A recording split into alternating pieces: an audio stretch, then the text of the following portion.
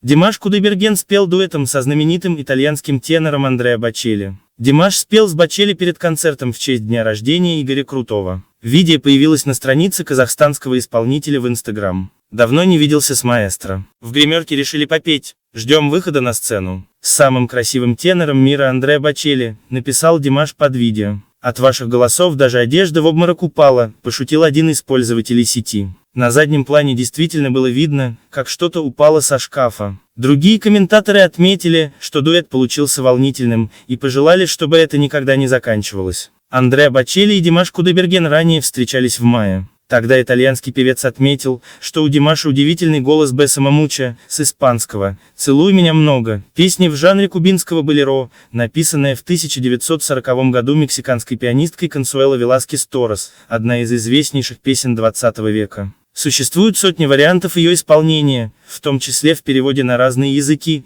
а также инструментальных версий.